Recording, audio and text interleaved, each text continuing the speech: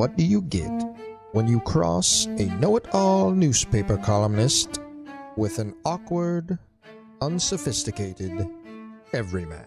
Yeah. Well, I'm just not sure about that right now.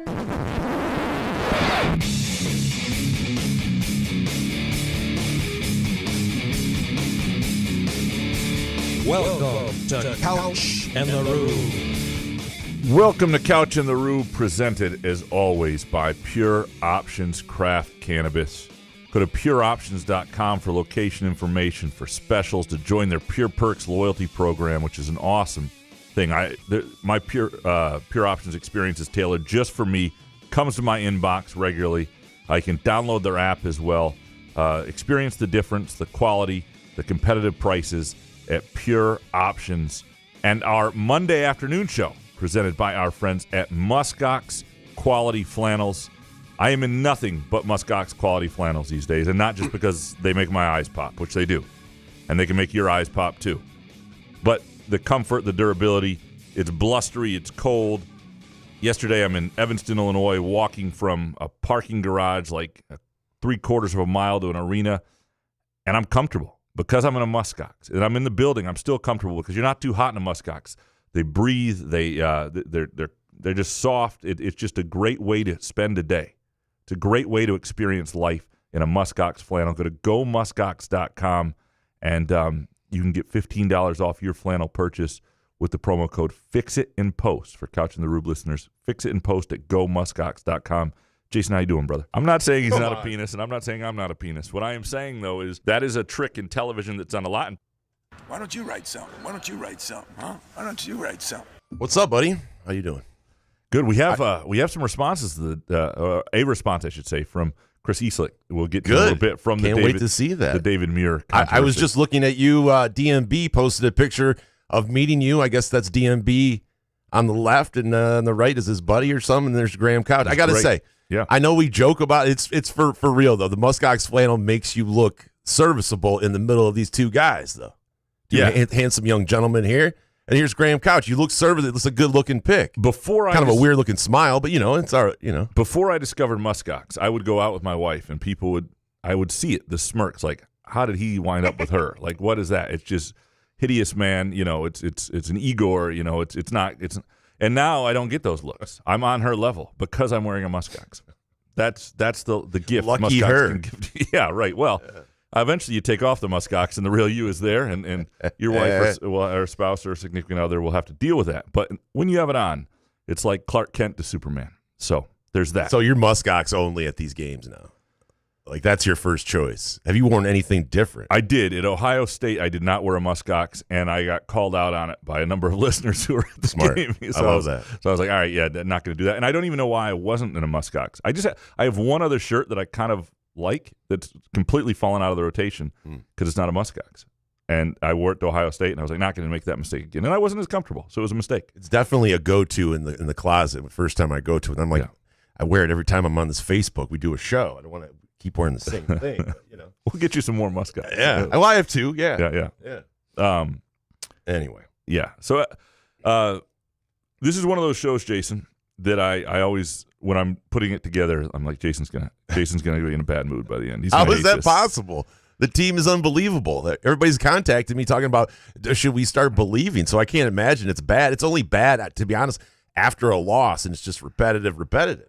Everybody should be happy, right? Right. There's just a lot of MSU basketball takes. I mean, my God, I just said Michigan State played sloppy a little bit at the end. That doesn't mean anything. Just a little sloppy at times at the end. Everybody's like, what are you talking about? We never, we had the lead the whole time. I was like, understand. So everybody's just kind of defensive and happy and excited. It's great. People got in Connor Eargood, the Detroit news writer, who said they survived. I think he said it survived in their copy. And certainly the headline mentioned they survived.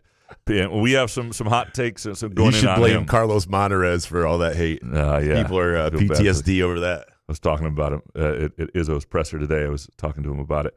But yeah, no, these are good times to be an MSU basketball fan. Did he really? He used the word survived. Yeah.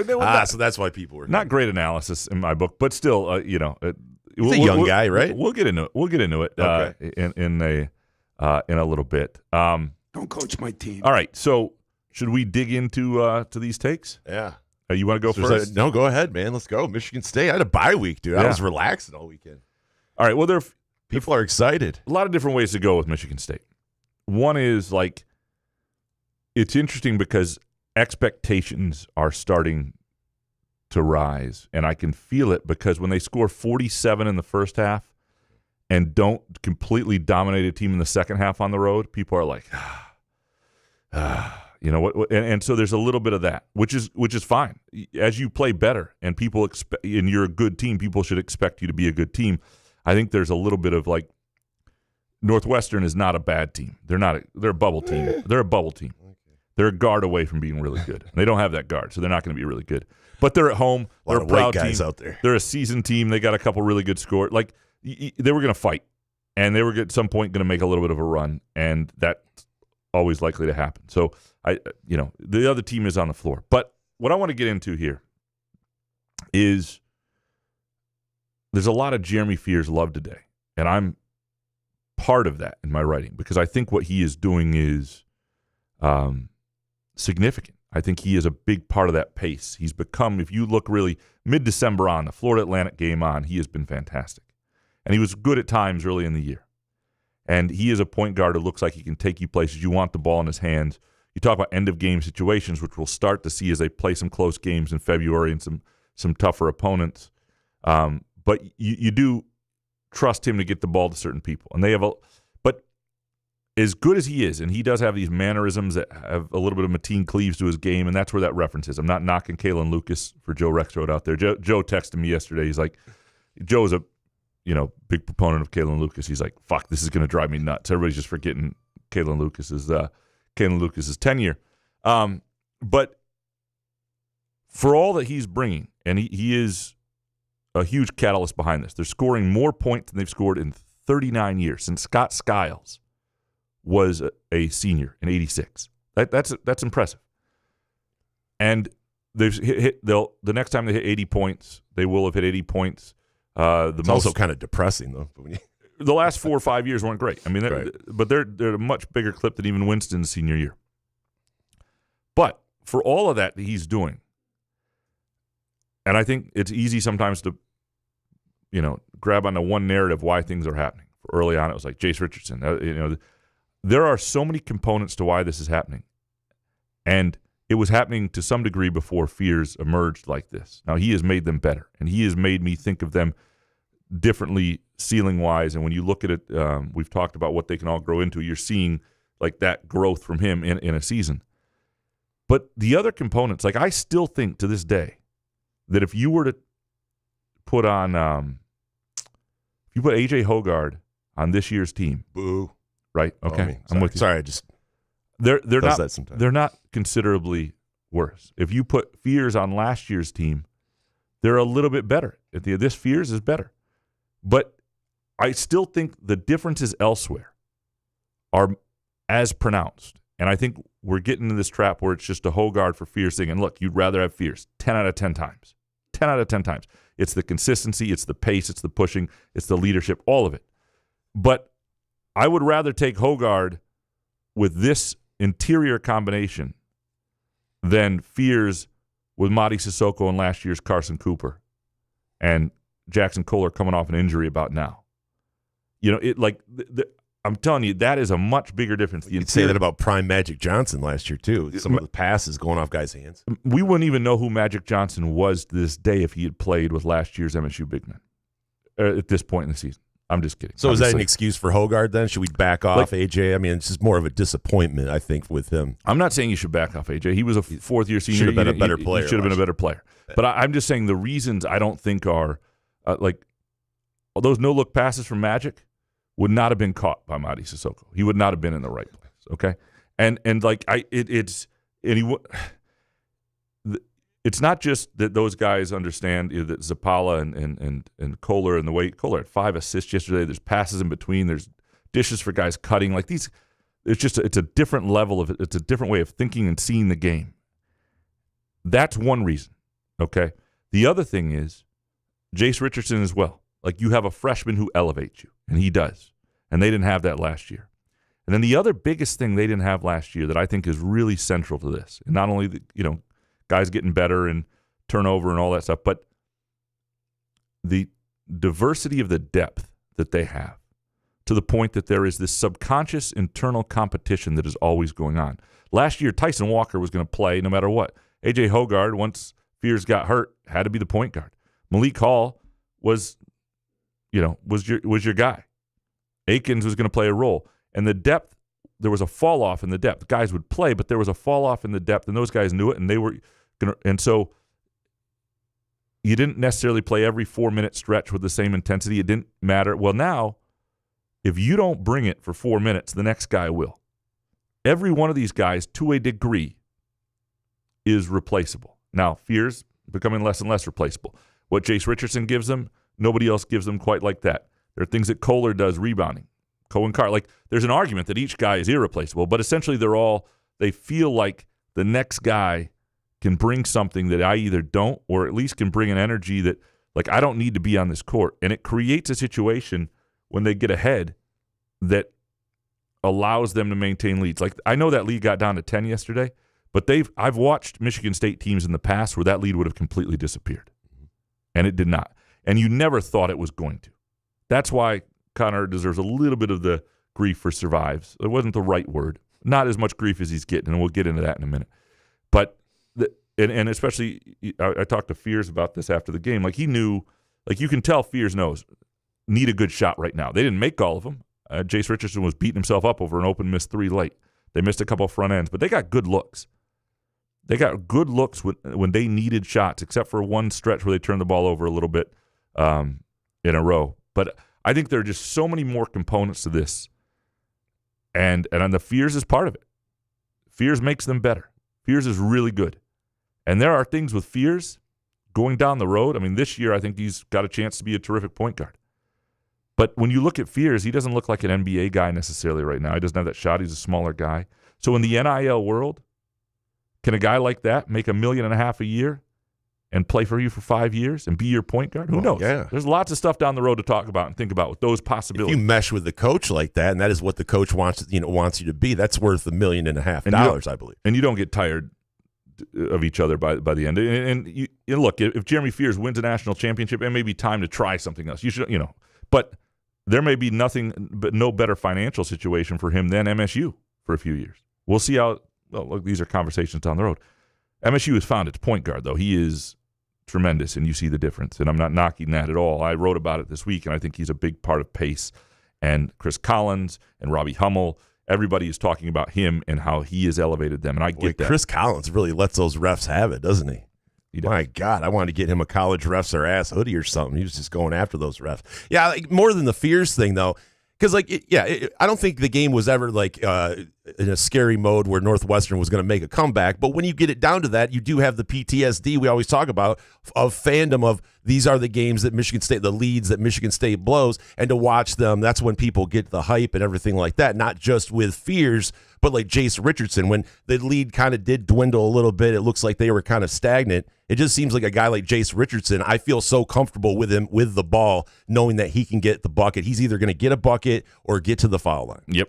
And Collins talked about this after the game, about how those guys do such a good job, and he's meant it as a compliment, of selling fouls. Like, when you hit Fears, he let you know he was bumped, he was fouled. Same with Richardson. Those guys have a knack for it. It's not flopping. It's reacting to contact in a way that's a little more soccer-like. But nothing about the Fears thing is unexpected, right? I mean, we knew with Fears coming in, like I said, throughout the year, you could see him coaching from the bench, even last year like that. So you knew that this is the kind of guy he was, and when he could get healthy, he was going to be this guy. So that doesn't surprise me. But more the surprising thing is who could come off the bench, who can grab the ball, who can score when things are kind of looking dire and the situation kind of looks like, oh boy, is this the old school Michigan State where we're going to blow a double-digit lead like this? Yeah, I mean, I trust him in those situations. Now, there are hurdles they still have to cross.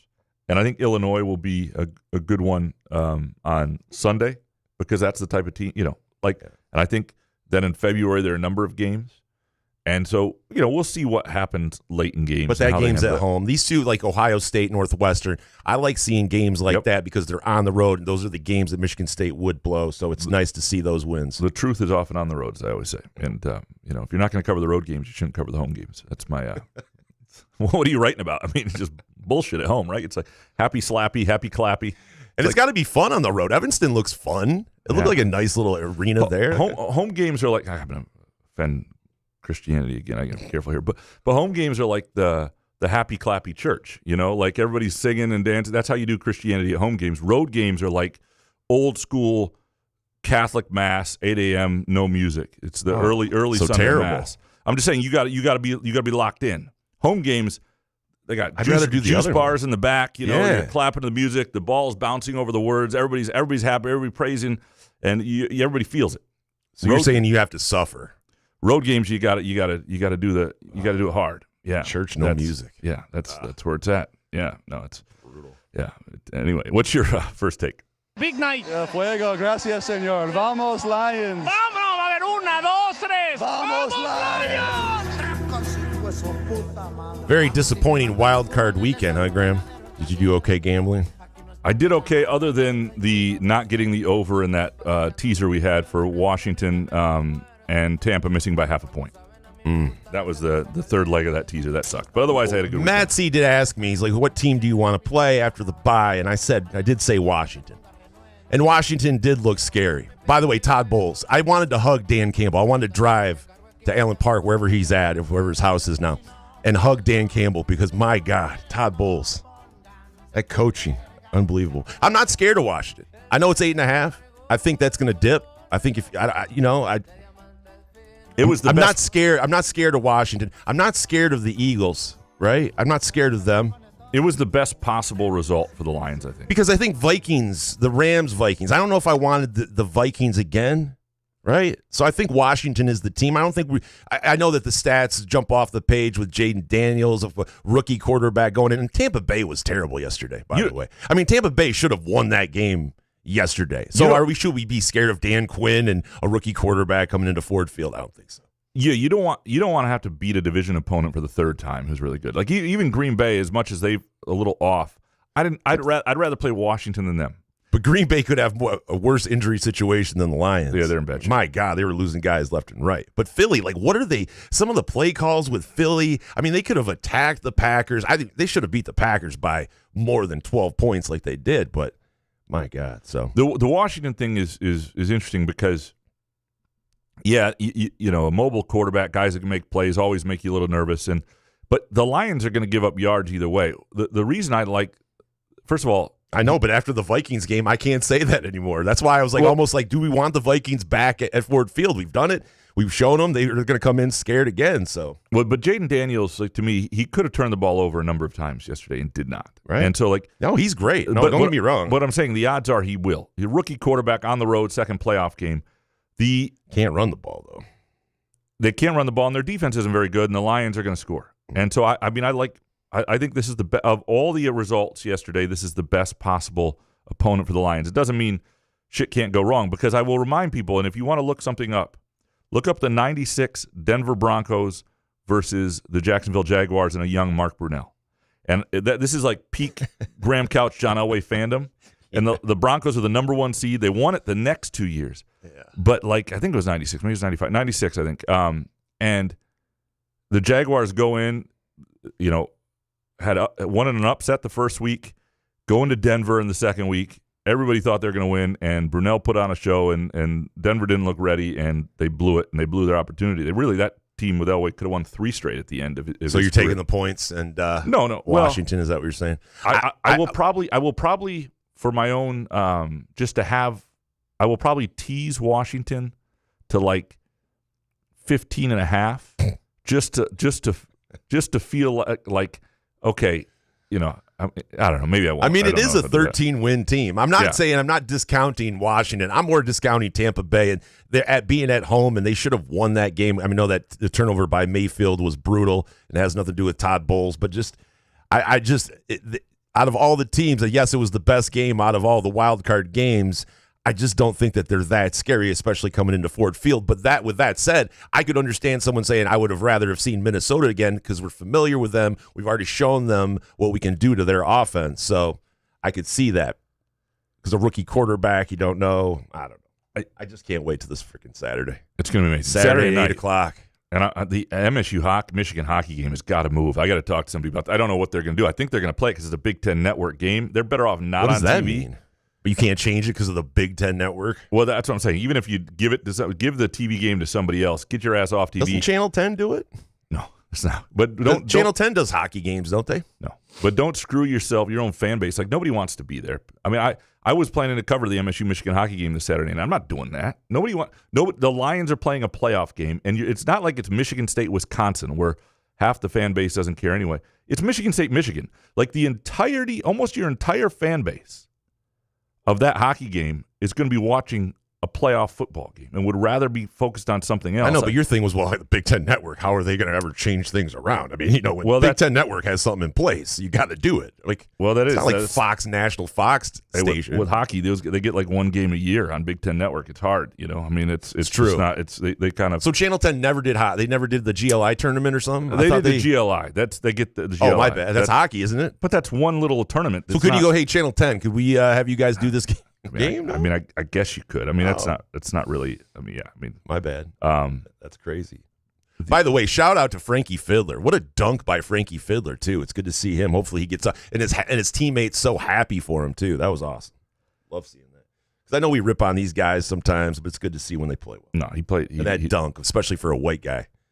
God, that would be so awesome. He was game. He was in his element. If they played Northwestern a lot, he would be in good shape. He'd be a 10-point-a-game scorer against Northwestern all the time. I would hope so. I think you could get a couple buckets. Oh, 100%. Yeah. Those white guys. So I have a bet that I want to give out to listeners as a take this week. This must be a good one. I just think there's I think there's some great money line parlay action going on right now. And I think it's Chiefs minus 475, Lions minus 550. It's a Harry Gagnon parlay. It is a Harry Gagnon parlay. And then Ohio State minus 375. I think Ohio State's better than Notre Dame. So what's the total on that? Minus 175 for the whole thing? Or? The whole thing, no. The whole thing is, one second.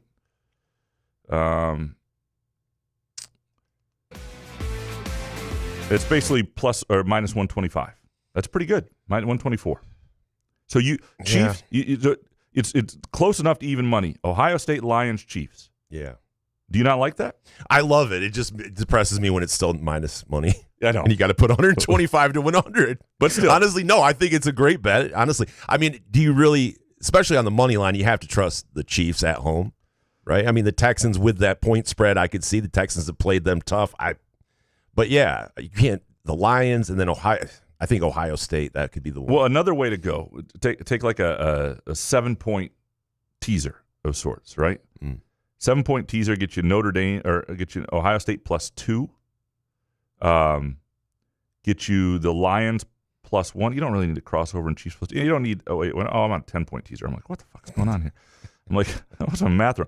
But you know what I mean. You can do a 7-point teaser and bring that down. And then all of a sudden you're dealing with close to pick'ems, and now so that 7.3 team teaser gets you above even. Plus, I lost every tease I did this weekend too, so it's probably why I'm kind of like gun shy on them now. Yeah. Anyway, just throwing that out there. That for the listeners. Do you have anything else? Minus 125. Yes. By the way, Dominic tweeted this at me. Apparently, Wolf Blitzer is a lifelong Bills fan, and I don't know, his wife or someone took a picture of Wolf Blitzer in his house, pointing and giving a thumbs up at his TV after the Bills game, and it comes to find out Wolf Blitzer, multi-millionaire Wolf Blitzer, has a worse TV setup than Graham Couch. Right. I mean, we're talking plasma TV. I think I saw a VHS player, which, by the way, if you Wolf's like 70 though. So why does that? I don't understand. T's dad's 75. He has TVs. I mean, his aren't like as good as mine and up to date because he doesn't care about sports as much. But what is it like? The cabinet and with the TV that fits in it perfectly. Like, just because you're old, you can't drive the speed limit and you can't get a fucking television. You can't go, I like TV. Well, you're 70. You can't get anything. Right. I don't understand that excuse. If you're 70, that means.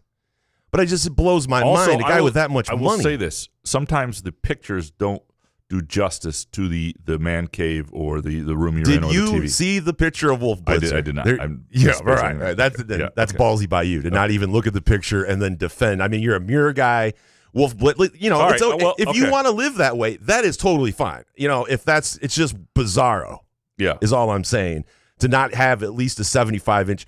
I mean, an inch for every year of age you are shouldn't be a problem, no matter what. You know what I mean? Like, you just don't know technology at all now. You have a VHS player. Well, he's 78. Oh, okay. It's like my sister when my nephew does anything. He's 5. So what? He can get away with anything? Now that he's turning 6, it's going to be he's 6.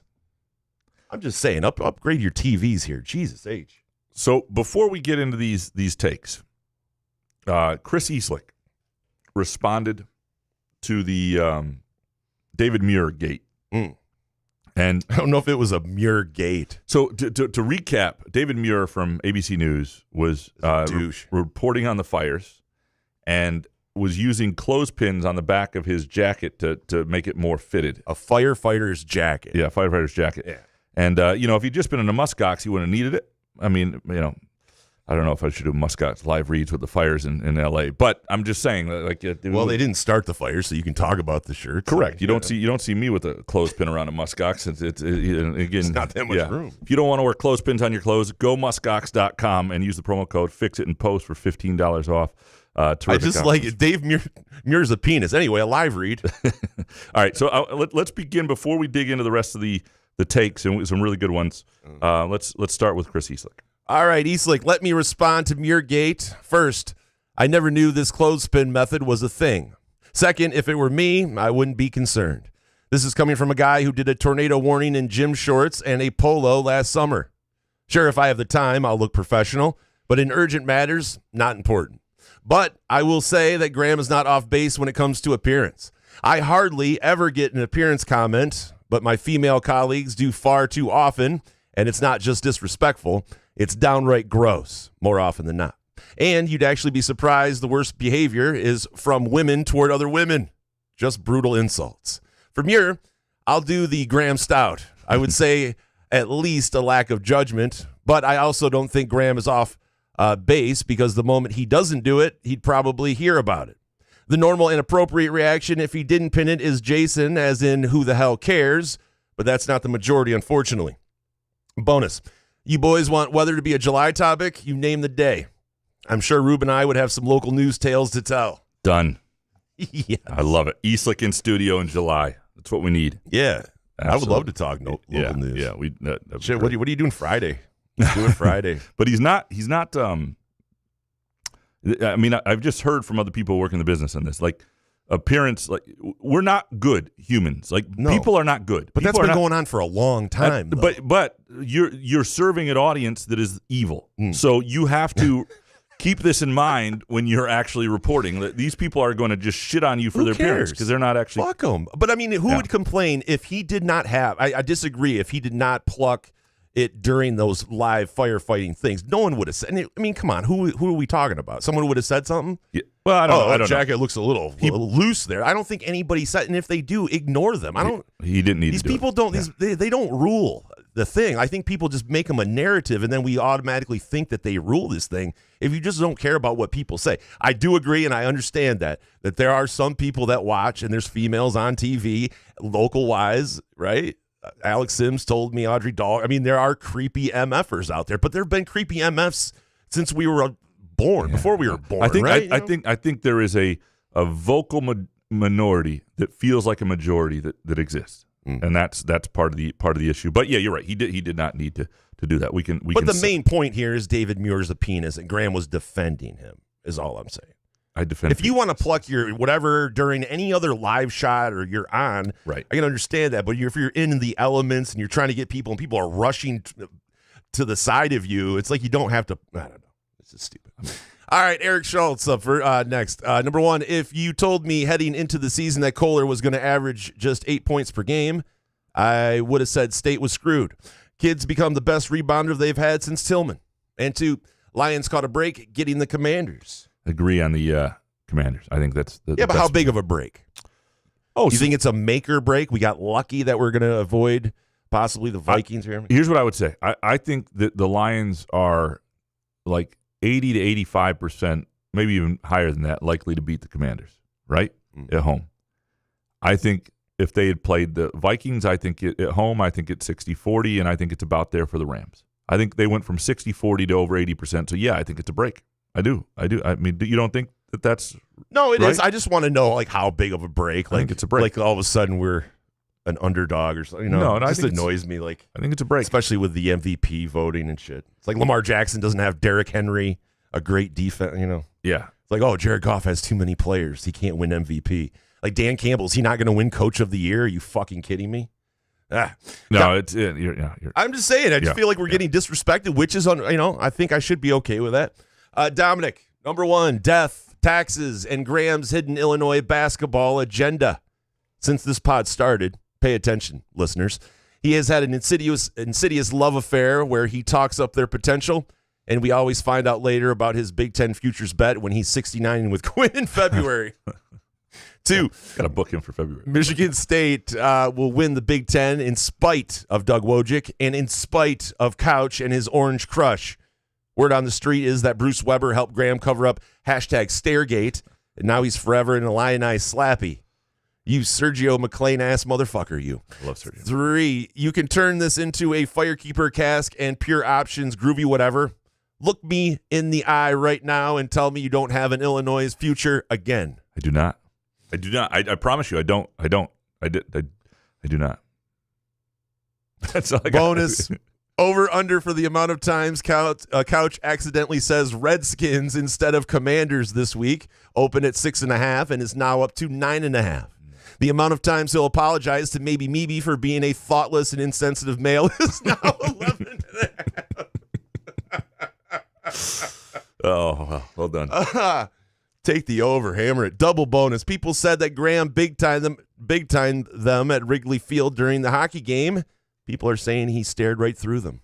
I would never. He would. I can't. Yeah. See, I wouldn't believe that. I couldn't do it. If I do, it's an accident. I mean, I am not always the most perceptive guy. Like, I did not. My wife still points out that I did not recognize her once down the block. She came and I was on a walk with my mom, and she was waving at me, and I just thought it was somebody in the neighborhood, and I sort of gave this cursory wave back. Yeah, that you walk with at midnights. And I just waved back, and she was like, "How do you not recognize me?" And number one, in my defense, my wife does not go on many walks. She does not. I didn't think she'd be leaving the house to be on her feet on a walk. And why would I?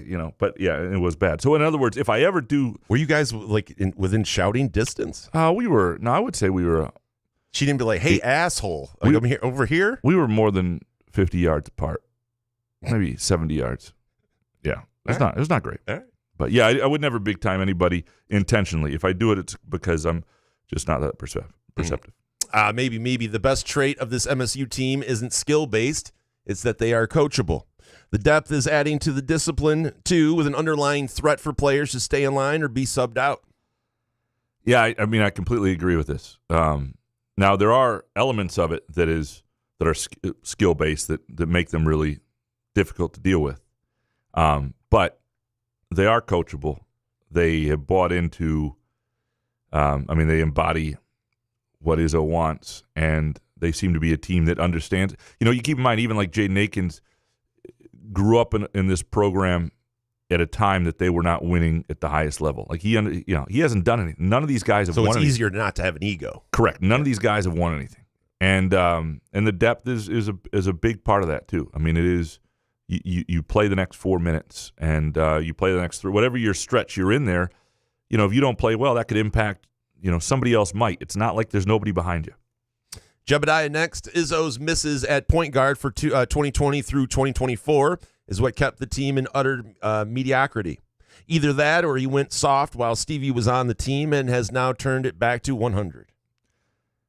Yeah, I mean, you look at Izzo's best teams and Izzo's previous misses and other things, and usually there's a point guard that was there. I mean, look at the Final Fours they had. Now, Keith Appling, for example, when he was really good for a while, that team was great, and as soon as he wasn't, they weren't.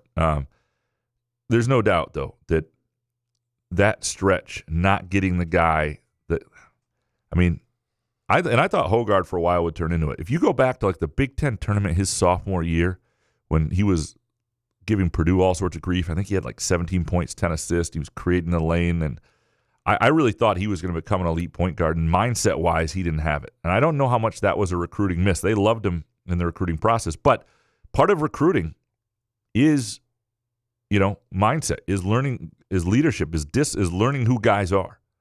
And I think, especially at point guard, you got to make sure you do that. Ryan Schultz next. MSU may have true quality depth, but Jeremy Fears is the most important and indispensable player. No other point guard on the team is capable of settling the game down when things get tight. I think there are more than – because think about it. Fears didn't play that well against North Carolina, and they won that game. Now, North Carolina hasn't been amazing, and the team worked without him that day. I think they can win a game or two without him. I think for the long stretch, it would be a big problem. But there are trust Richardson, right? Well, it would be interesting to see where they'd go. Like, you see them using Richardson more as a point guard. Now, Richardson and Fears are playing really well off each other, and I think that would be a loss. I think if they lost Kohler, again, get through a game or two, but his rebounding is really part of what separates them. And, Cohen Carr, how he changes them athletically and what that means. Like, you can go up and down the consistency of scoring from Jaden Akins, who's, 14 above points pretty much all the time now, gives you that offense, and I thought he was really good in setting the tone on Barnhizer and shutting him down yesterday. Barnhizer was really struggling with the smaller player and the way Akins fronted him and switched and got in front of him. He really struggled with that. So there are a number of guys, as deep as they are, where they're definitely, it's not one of those teams where they've got two of everything.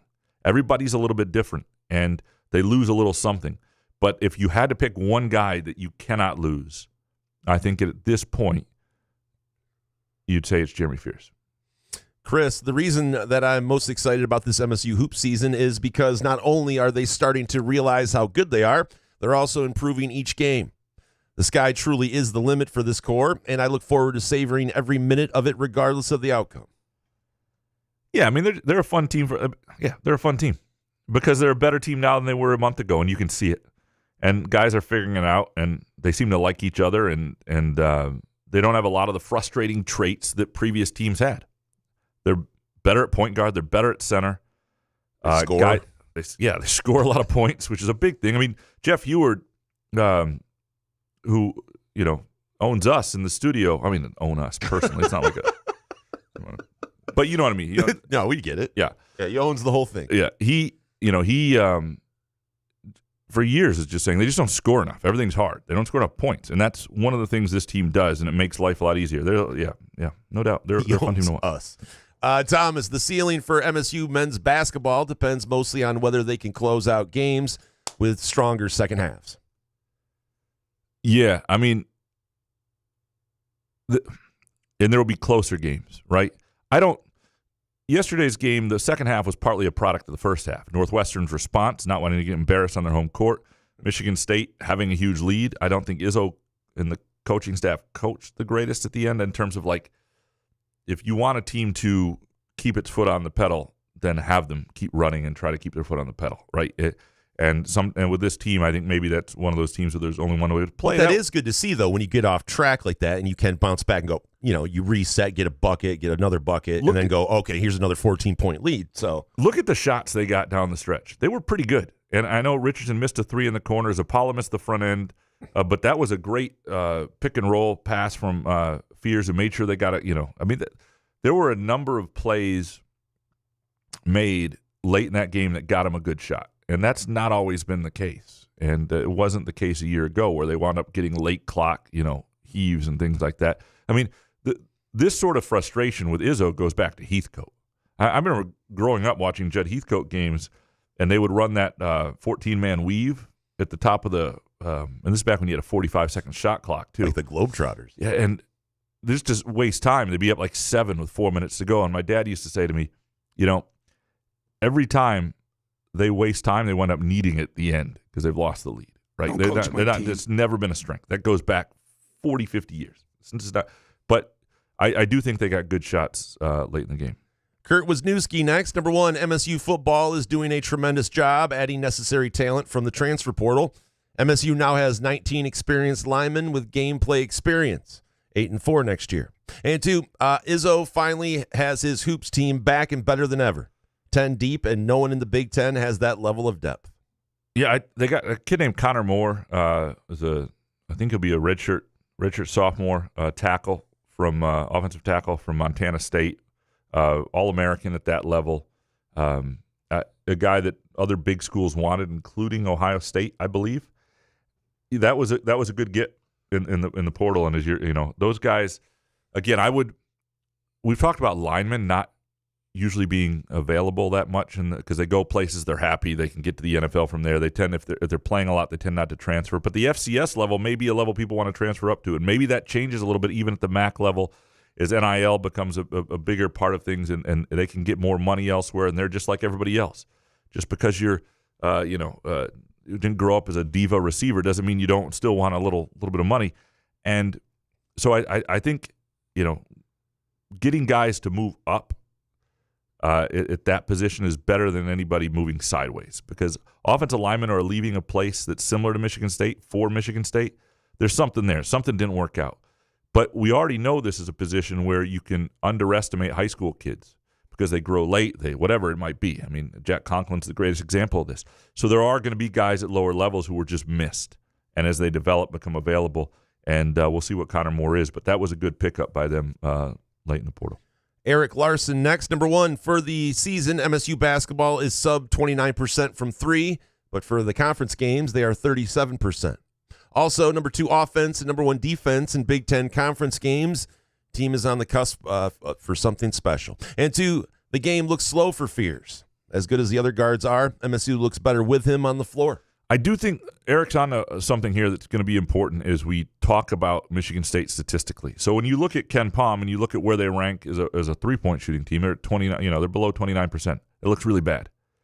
But that's not who they've been for a little while now. They were just so bad. They were like at 17% for a while that they're overall. So we may need to start looking at them in terms of what they're shooting in conference play or since December 16th or whatever it might be, whatever you want to decide. But it's since December 5th, or just because and I thought yesterday was interesting. They knew they could attack the rim on these guys. They only took 7 or 8 threes. That's a really low number, and that's a team that doesn't fall in love with the outside shot, and I think there's a lot of discipline in that too. Pappy Fitz next. Okay, after eschewing the Big Ten tourney since its inception as a made-for-TV event, the imbalanced schedule of a 20-game, 18-team league made me think that the tourney now becomes the best measure of a champion for the conference. And MSU this year is made for a game-a-day tourney. All right, Pappy Fitz, this is going to be the Muskox hot take of the day.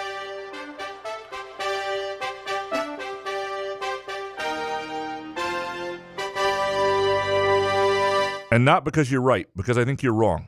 But it's an important point to make so we can have this conversation. And for that, you absolutely deserve some kudos, all right? And for that, Muskox will give an additional $5 to the Alaska Wildlife Conservancy, as they do with every flannel purchase. So when you purchase a flannel, they are donating. Like they care about this planet. They care about people. It's a good company. That's why they're with us. They're better people than us, and we're looking for more people to partner with who are better than us. And so Muskox was there for us. Again, go muskox.com and use the promo code FIXITAndPOST for $15 off your flannel purchase. Let your eyes pop. Enjoy the comfort and quality that we are able to enjoy so often, and pretty much every time you see me out and about in a Muskox flannel. To Poppy Fitz's point, that the Big Ten tournament now becomes the tournament. They're the champion. And here's why you're wrong. I know it's an 18-team league. I know it seems as imbalanced as ever. But you're still the season is creating the tournament seeds. So the seeds are still created by whatever the imbalanced season is, number one. Number two, if teams don't treat it yet like the championship, if teams don't put it as a priority, if you win the Big Ten regular season and you're already going to be a certain seed, and so you're not really playing with desperation, then it can't be the championship. If what people are playing for, if the championship that people are all in on, in terms of caring, is the regular season, then that will always be the championship. Number three, I don't even know if I did number two, but number three, You cannot have your championship game on Sunday afternoon right before the selection show and call it a championship. You don't have time to celebrate it. Nobody writes a story on that game. It immediately becomes about the brackets. Until they move that game at least a couple hours, preferably to Saturday, Sunday pre-brackets, that game never means much because it just people are moved on from it. It would be like if the Super Bowl was like an hour before the NBA draft. That's not even right because it's even different than that. It would be like if we stopped caring about the Super Bowl within 10 minutes of the Super Bowl game. And the other thing is, this year, for example, Michigan State plays both Illinois and Michigan twice. Now, Illinois and Michigan don't play each other twice. But in some ways, like, that element of it is really cool that it worked out that way, that it's going to get decided on both home courts, and Michigan State's going to go through both those teams. And it is not perfect. I fully understand that. But one final point 7, is that it's also maybe more balanced than it was before, and here's why. In some ways, when you were at 14 teams, you were playing like, a lot of teams twice, but some not, and now you're playing almost nobody twice. And while home and road makes a huge difference, it's almost more balanced that you're just playing everybody once, a couple teams twice, and it's never going to be perfect again. It's not a 10-team league. But to me, it's still the grind. It's the journey. It's the tournament, and the NCAA tournament is a certain kind of tournament, and there's a great reward for that. But what makes college basketball special is these regular season conference play for 2 months. People care. Everything's interesting. You're into it. Every game, everything's on the line. And if you lose an ounce of that, it takes away from the sport. If we're waiting for the Big Ten tournament to decide anything, it takes away from the sport. The Big Ten tournament will never, ever be the conference champion unless people start caring less about regular season games and more about the Big Ten tournament. And I don't see that happening. I just don't. And the way it's set up, and I've been there too often where number 1 seeds lose in the semifinals and shrug their shoulders. That can't be the championship. Mitchell Robinson next. I wish A.J. Hoggard nothing but the best, but this MSU team is better because he's no longer here. Big-time case of addition through subtraction. And from Andrew Gauthier. Number 1, this is starting to look like a classic Izzo MSU team. Amazing what playing D, having strong point guard play, and competent center play will do. And 2, Fears is already a demonstrably better point guard than his predecessor. And let's not forget, he spent months recovering from a gunshot wound. All right. He did? Yeah. I was going to do He did? I was going to do a Pure Options live read near the Hoggard thing, but we just did a Scott, so I won't go there.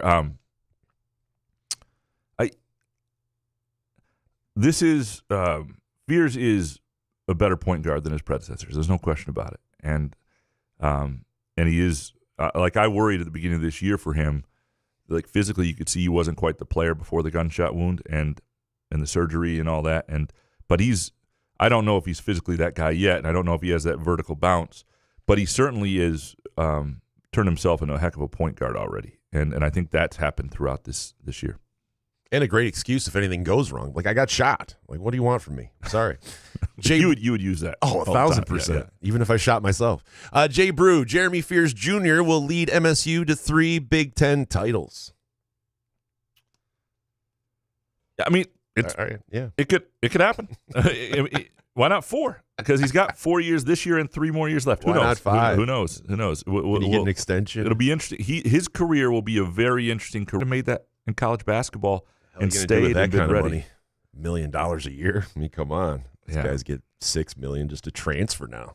But it will be interesting that guys who are not surefire long-term NBA bets, but are really good college players. And maybe Fears winds up being an NBA guy. He gets a shot down, he run an offense. Like I'm not saying Fears can't be an NBA guy. I'm just saying it's not obvious. And so and there's potentially a lot of money for him to be made. Is there anybody obvious right now? I mean, on MSU, Jace Richardson. I mean, Jace is the guy who's going to play at the next level. Right. And then you would say that Booker is the guy, and I don't know that Booker is the guy that, like, if an NBA scout walks in that gym, they're watching him because it's like, okay, that guy's 6'11" with skill, is really long. But other than that, they don't have. I mean, Cohen Carr is a guy that you watch jump and you go, okay, and he's improved quite a bit, that if that guy gets to a point in his career at some point where he is knocking down shots, then okay. But I think he's getting progressively better. 100%. Right? If he does it next year, like the Tillman jump, that could happen with a guy like that. MSU has a number of guys who could play in the NBA.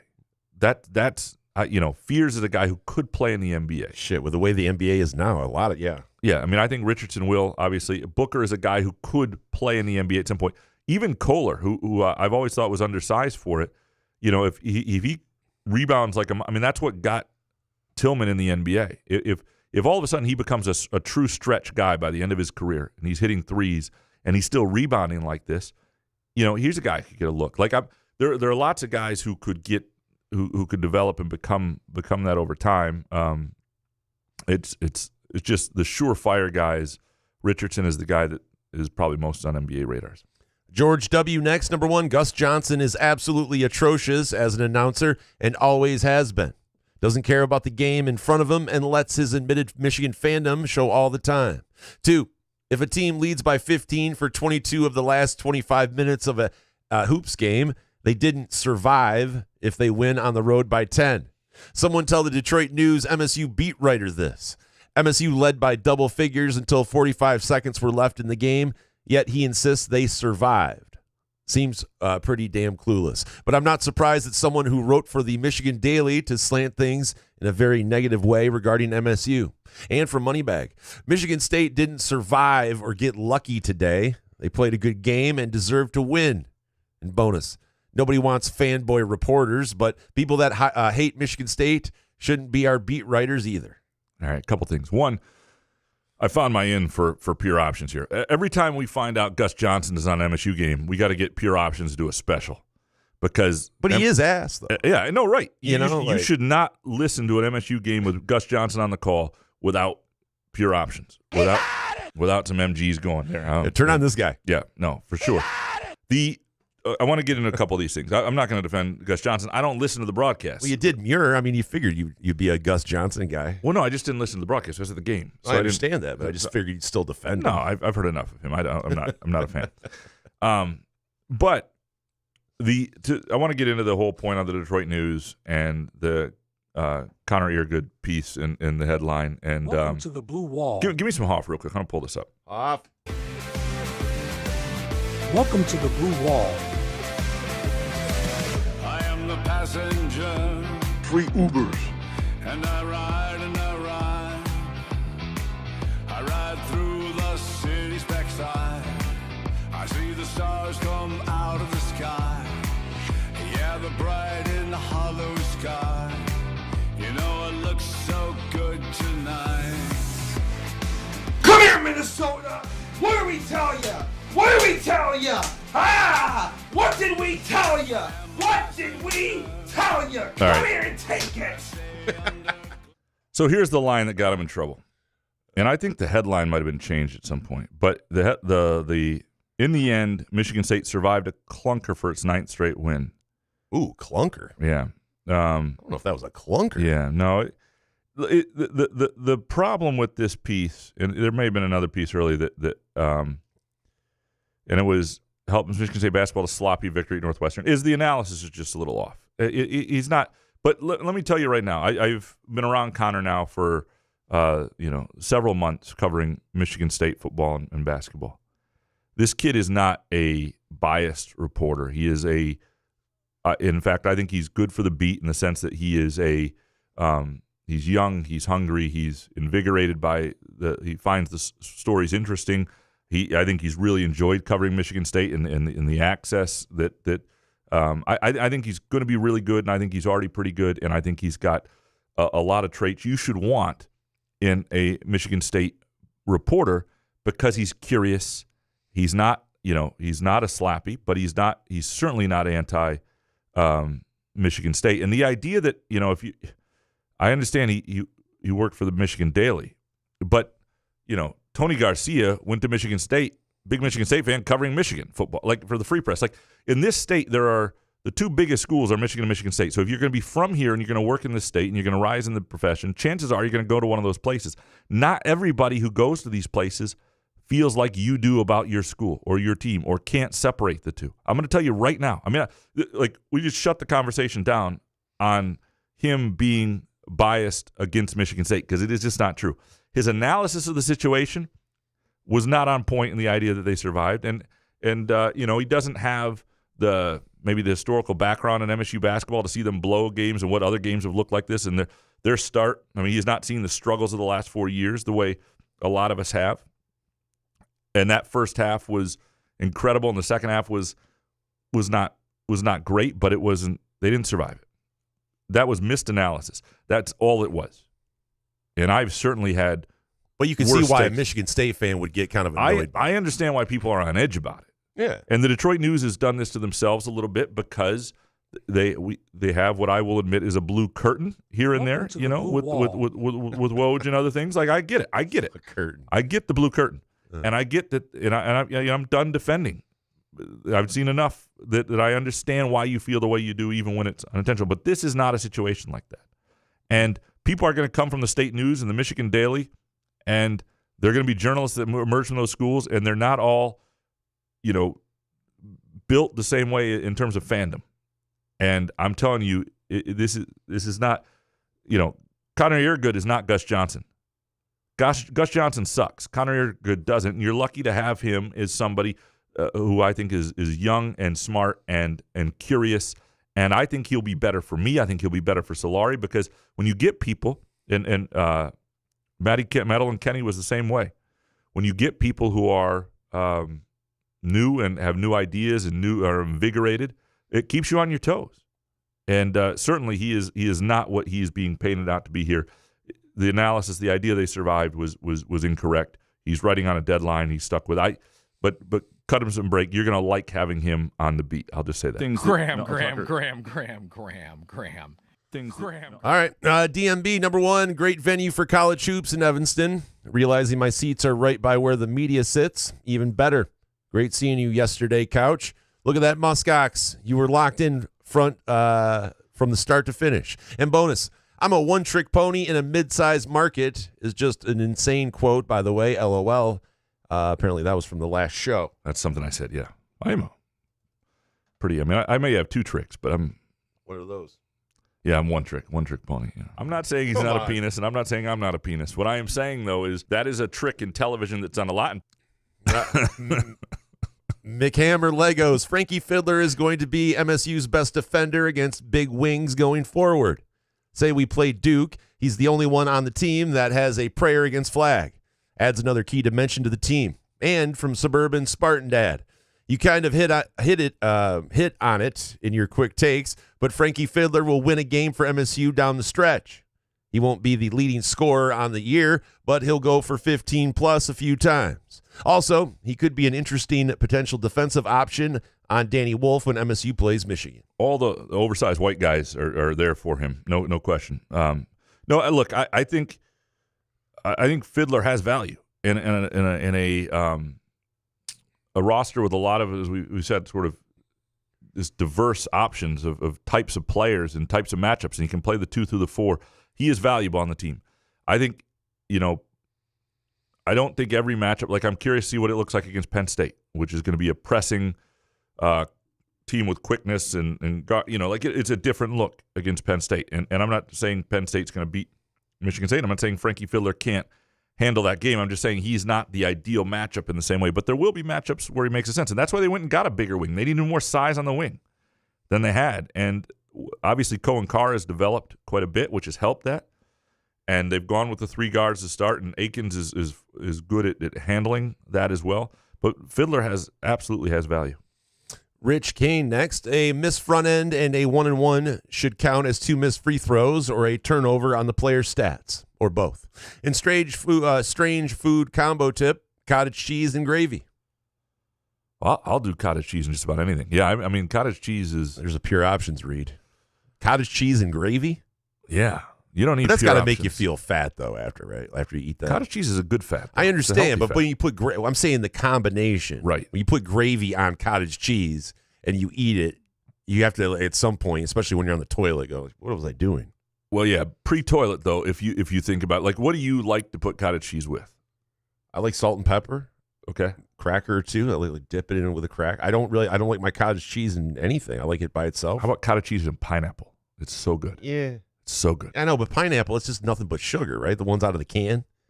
Well, no, you got the water. You can get pineapple. That's not bad. Pineapple and cottage cheese is a nice snack. Yeah, people say that on pizza too, but I find that crazy. I like pineapple on pizza too. I no longer eat this because I can't control myself. Like cottage cheese, you can't eat the whole. It's not like a soup, You're not supposed to eat the whole tub. You're not supposed to, yeah. Right. So I can't have any of the tub. It doesn't say it on the thing. They just probably figure that no one would eat the whole thing. Except me. Yeah. I'm going to eat the whole tub. So I don't do it. And then luckily Muskox has my back. But and I look okay anyway. The idea of a missed front end on a 1-on-1 should count as 2 missed free throws or a turnover in the playoff stats. I think there are lots of.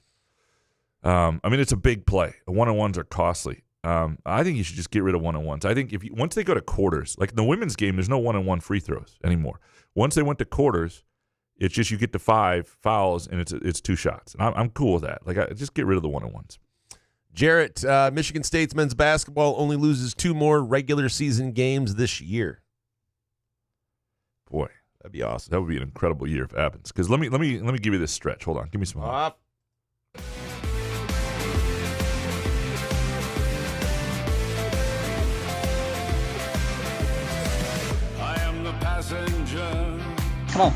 Come on.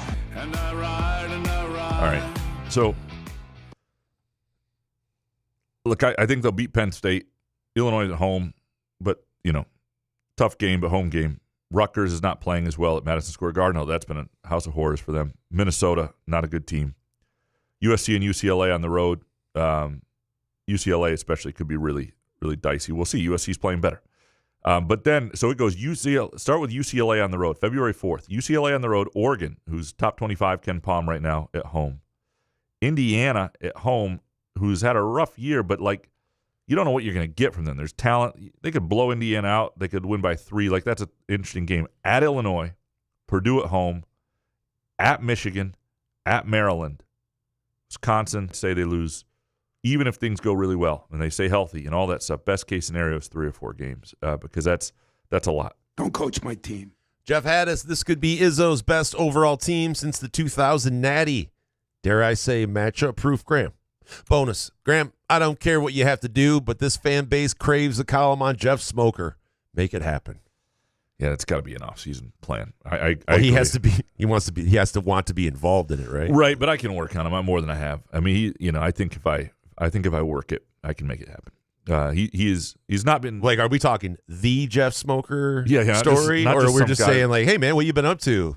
No, like all the fun times back on campus that everybody wants to hear about. You can't do the Jeff Smoker story without doing it right. You know what I mean? I'm just wondering. There's no point in what are you up to now. It's more like, that could be part of it, but if you're going to do Jeff Smoker is taking up golf. He's a 7 handicap. It's kind of like the Max Bulla story. You can't do a Max Bulla story. Hey, he's the linebackers coach or what he is at Notre Dame without hey, if no one's going to talk about it, you have to do the story, right? And these things are sort of just in the ether. To the matchup. Yeah, we don't know. You say matchup proof, but the what I think they have is like a matchup proof team. I think of like defensively, they can do everything. I think a matchup proof on the defensive side. And yeah, they're a top. What are they? Ken Palm defensive efficiency. What are they? 11th right now? 12th. Pretty good. And they do a lot of things well. Are they an elite rim protection team? No, they're good with help rim protection. They're not bad. I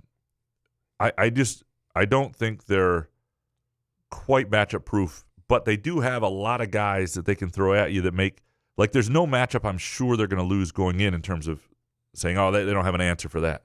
So that is one form of being they've definitely got guys they can counter matchups with to a pretty high level. Alan Perlstein, the Big Ten should be organized into 2 divisions, the original 10 and everybody else. I love this. This is a Muskox take of the day worthy.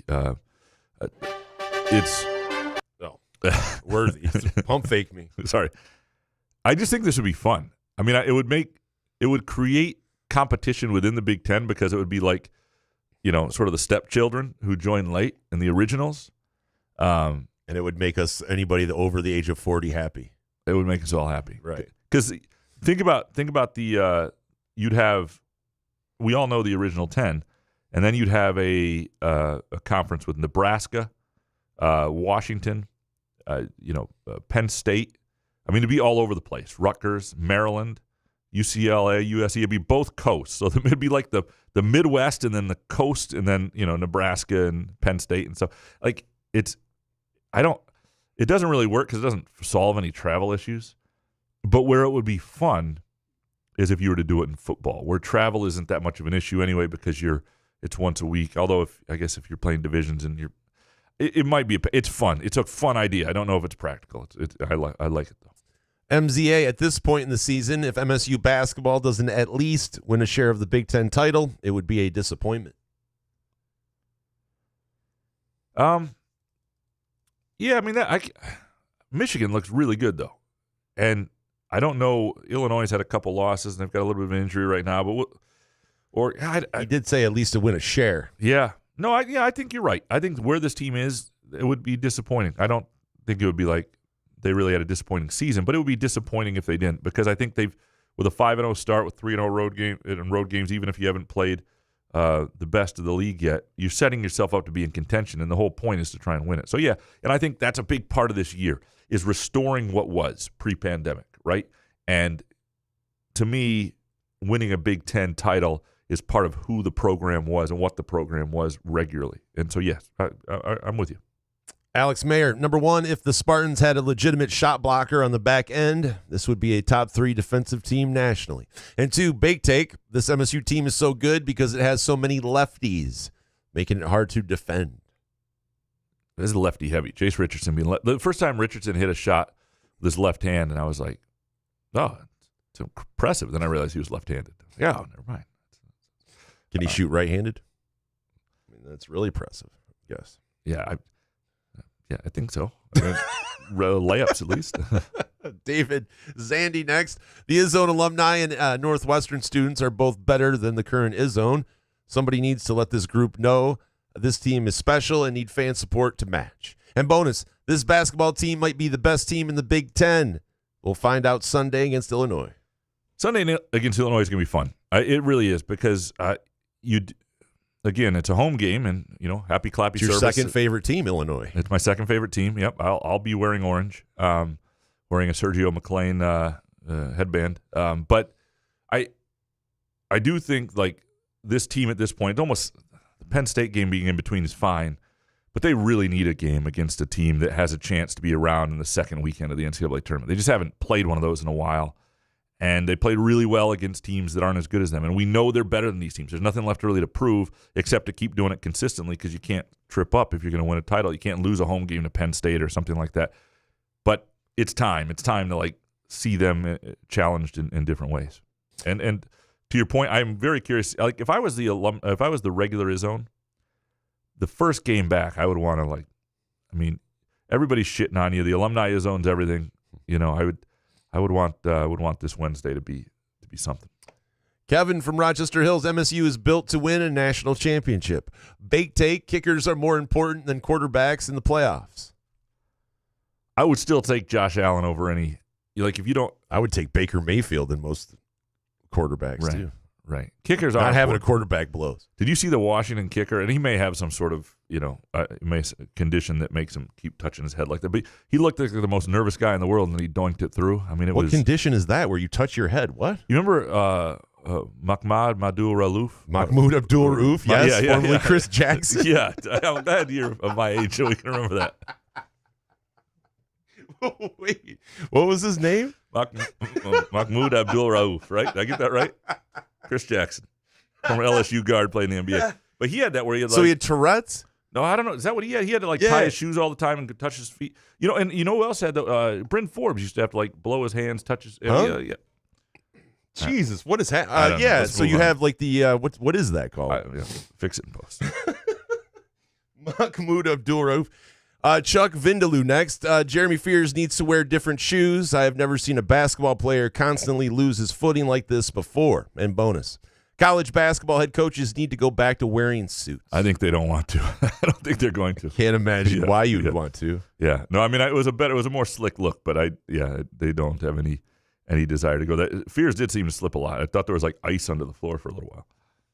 Andrew, at what barometer of greatness does it make Izzo retire this year, if it's possible, and if we don't win the Natty or get to the Final Four? I used to think if you won another national title, he'd walk away. Like, even if that were to happen this year, and I'm not suggesting. I think that would reinvigorate him. He doesn't seem like, and he likes his team. I think a lot of those guys would be back. He looks good, right? He looks healthy. He feels good. The hip replacement helped. I think and I just don't know what else he would do. Like, Izzo's one of, like, if he had something else in mind, like if Izzo had always wanted to have a stint at ESPN, well, they don't even do Big Ten games anymore, I guess at Fox, or if he had always wanted to be a broadcaster, he'd always wanted to, like. He would get so bored, though. Yeah, did he want like a consultant role at an NBA team? He didn't want that. Like, this is what Izzo likes being Tom Izzo. Like, that's the thing. I mean, he acts miserable, but this is the greatest joy of his life. That's when he sees Tom you Izzo. Guys like around, the writers and stuff. That's fair. That's when he gets miserable. That's fair. So I don't think there's anything that would lead him to retire this year. I would be very surprised, just based on his enjoyment and health right now, if he were to hang it up, regardless of any. Because doesn't it feel like, I just think that, in my opinion, that he would feel like when you recruit these guys, and you feel like you want to be there their whole, if they're going to be there 4 years, right? I feel like he feels obligated to be there for those guys. I think it's hard to just go, I'm done with that. He likes his program still. He likes what he's been able to keep in an age where a lot of places haven't. A lot of places have a lot of turnover. I think if that started happening at MSU, you would be more. And it's got to be great to be Tom Izzo, especially if you're playing well like this. Yeah. You walk around, hey, Tom, what's going on? I mean, they kiss your ass. I mean, come on, it's got to be great. Izzo's no longer got to go next. Couch, you completely missed the boat on your Washington game hot takes. Number one was Jay showing he is the finisher on the team, the hustle guy on D. Kellerman, open shot, fate of the universe on the line, or the Martians have the death beam pointed at Earth, and you better hit it. I want Jace Richardson. Seriously, though, he and Fears will be a top 5 backcourt in the country next year and beyond. If you can get those guys for one more year, and that would be something. Now, the thing I would say is, like, you're starting. I mean, and I understand the excitement of the future, because that's always what people talk about, and there's reason to be excited about this group if it comes back.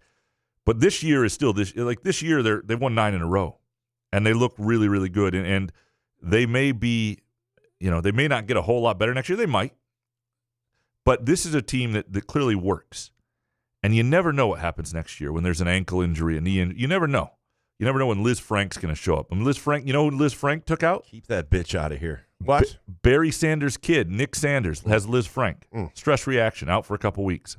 She runs the scout team, but, and so that you talk about Michigan State catching breaks, and I don't mean to minimize this for Nick Sanders, but, like, in the year that you get a Liz Frank injury, and it's your walk-on who runs the scout team rather than your actual starting point guard. So guard. You're saying Nick Sanders is taking the bullet for the Liz Frank thing? He is. So he's good. So even the walk-ons are getting Liz Frank instead of I Liz, get you. Liz is hanging around, and Nick stood up and he goes, "I'll take it. I'll take it on. I'll do it.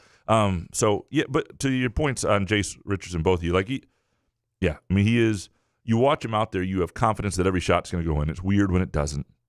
He's very smooth as an operator, as a distributor. He's just a really polished veteran freshman, and you just don't see many guys like him. Very smooth, and it is interesting that he's never taken more than 8 shots. And it will be interesting, I think, as this team gets stressed again in different ways later in the season, what that looks like. And he hasn't had any bad games in a while, other than the game at Ohio State where he just didn't play well and looked a little out of sorts. But he still is a freshman. But I would also not be surprised if by March he's also game in and game out in double figures like Akins is. Travis Maynard, can we please talk about Oregon basketball, who only play the top half of the Big Ten once? Sure, they have to travel some, but only seen Illinois, Michigan, MSU, Wisconsin, Purdue, Indiana, Nebraska. Ohio State, one time. Can you even say you play in the Big Ten? So I'll give you Oregon's schedule here. And it's not, I mean, I get it, but they do have, they're at Michigan, at Michigan State. So on their one plays, they don't get Michigan or Michigan State at home. They got to do those teams on the road, right? They're at Wisconsin, and where else did they go? They played Illinois and lost at home. Like, I don't think they're going to win the Big Ten, number one. But they've got when you have to go to Wisconsin, to Michigan, to Michigan State, and you only play those. That's not helpful. Like their schedule isn't perfect either. Hopeless Fanatic next. If Jay stays more than 1 year, he'll make a bigger name for himself than his dad for MSU. And Baked, all movie theaters should offer self-service butter for your popcorn. No one behind that counter has ever had a clue how I want my butter applied. Well, they do that at NCG in Eastwood. So they allow you to do your own. Counterpoint. All right, if I'm going to do my own butter, then I'm going to put it on lightly because I want to try to be somewhat healthy. But if I tell them to put on light butter and they accidentally put on too much, there's nothing I could do. It's out of my hands. I just got to eat it anyway. So it takes the responsibility about eating responsibly out of your hands if you so you're passing the blame. Correct. That's the counter. That's all. I'm not saying Hopeless Fanatic's wrong. I'm just saying that's the counter. But who's watching you throw all that butter on there, though? I mean, who cares? But in my own subconscious, I'm going, this is on me. Whereas, all right. Whereas when I have the coronary, if it's on the other person, I can be in the ambulance saying, I told them light butter. It's like the last thing I would want to do, though, as a movie theater employee, just put the butter. I mean, because people aren't going to be happy with whatever you use, right? I don't know. Suburban Man of Leisure next. My only take is Baked. You channeled Scott Templeton in your column. Chris Collins really said the exact same thing about Izzo liking his team that you've said on this show. Collins' quote was a little too perfect. So Scott Templeton is the journalist in The Wire who, in season 5, makes up basically a story and does, everything you shouldn't do as a journalist, right? So went full Monterez? No, I'm not. That's a big accusation. No, Monterez doesn't make shit up. I'm so sorry. Am I disparaging? Well, yeah, that's Monterez. Like, look, you can not like people's takes, but claiming they make stuff up is like the cardinal sin of journalism. Let's not go there. Okay. But yeah, no, it was a really good quote. It was perfect. And when he said it, I was like, perfect. This is. Let me apologize to two people, David Muir and Carlos Monterez. There you go. I apologize, guys, forever. Thank you. Challenging anything. A Dunder 64. Great thing to see with this MSU team is that they just keep playing with intensity and don't seem to put things in cruise control like some prior groups. Love it. And bonus. Graham and Jason, what current Spartan Hooper or Detroit Lion most mirrors each of you in regard to personality or other trait? Jesus. I wouldn't want to put that on anybody. Your personality? Yeah. At 45, like I don't know. I'm just down to, you smoke some pure options and have fun. I don't know if anybody. I would say maybe like Frankie Fiddler or something like that, has potential. Low key, loses confidence. He loses confidence, has a nice dunk, gets it back, shows you some things, you get excited about him. Yeah, I would say. Can't put any Lion guy on Jesus, those guys are tenacious. I would say, and this is going to sound bad, but Lions, I don't know. I don't know them well enough to make it. If I had a Michigan State player whose game is closest to your game, not game, but the way I think on the court, I would say Z-Dog? No, it's between. It's probably. I don't want to say this. It just sounds arrogant and stupid. I'm not going to do it. I'm not going to do it. You have to now. No, it just sounds awful. Can we guess? Sure, guess. I'm going to say Jeremy Fears. There's a part of me that's that because I'm arrogant. I'm arrogant, and I will talk shit. I will talk shit on the court. Like I'm a 45-year-old white guy, and if I show up on a court and you don't give me the ball, my whole point is like I'm a 45-year-old white guy. The only reason I'm on the court is because I can do something, right? So give me the ball because I can shoot. Do you talk shit to your own teammate like get me the ball? If you got the wrong kind of point guard or something. But does anybody rifle the ball? And I can pass inside like a Kohler or something like that. Yeah. God, fix this in post. This is the worst. I wish I hadn't said that. I'm not as good as these guys. I'm not saying I'm as good. I'm taking it at a rec league level mindset. You're saying that if someone watched you play, they would see a little bit of each player. That's what you're trying to say. Well, they wouldn't immediately recognize it, no. But they would. Shit, is that Jackson Kohler? No, or Graham Couch? That's not what would happen. That's what he's trying to say. Yeah. No, thank you for moving. That was a great question.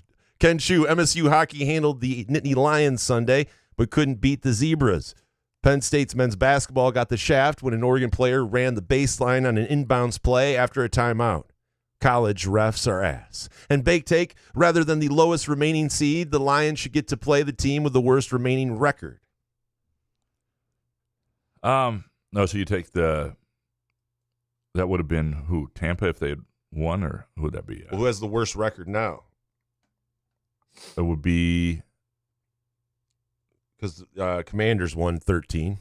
Right, so it'd be the Rams, wouldn't it? I don't know. It'd be the Rams. Vikings? Yeah, Rams winner, not the Vikings. I don't mind the NFL playoff setup. I don't. I do enjoy that. Like, people lose their shit about the college football playoff setup, and then when the NFL doesn't have competitive first round games, nobody says anything. Like I'd like the same energy from the SEC folks on the NFL playoffs as the college football playoff. You had shitty games, some lopsided matchups, but these are teams that they earn their way in, right? You won enough games in the regular season. You belong in the playoffs. We don't get upset because we all agree that's the way it is. And I don't know. Do SEC fans even care about the NFL? I don't even think they care. Probably not. Maybe if they're, their guys, their players are on NFL teams, but yeah, I mean, and look, in the NFL, everybody plays 8 or 9 games. It used to be 8 and 8, and so you accept that the schedules are somewhat balanced. I think that's, again, in college football, where if we had a little more uniformity in scheduling, everybody plays 5 true road games. Start there. You start there, everybody's takes care of most of this. PZ, Cade Cunningham is putting up all NBA numbers with Tobias Harris and Tim Hardaway Jr. as his co-stars.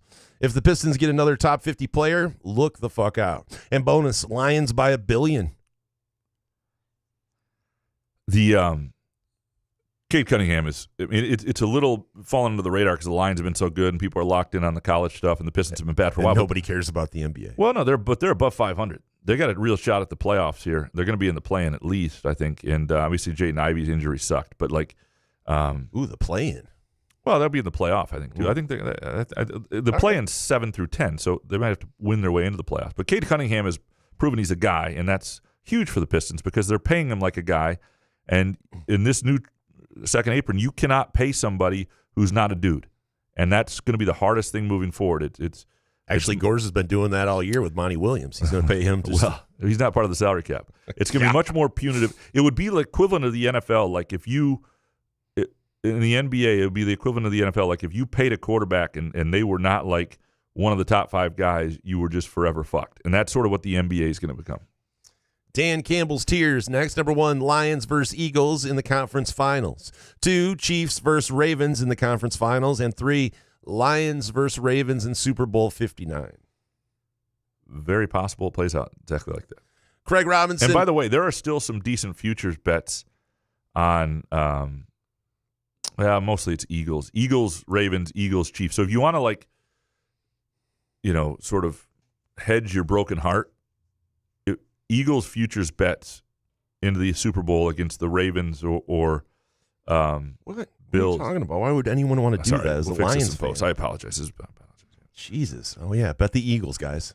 Craig Robinson, number 1, the would you rather have a win over your arch rival than a national title question is so ridiculous. I don't think we even Ohio State or Michigan fans actually believe it. If Ohio State completes this title run, it has to abolish that annoying narrative.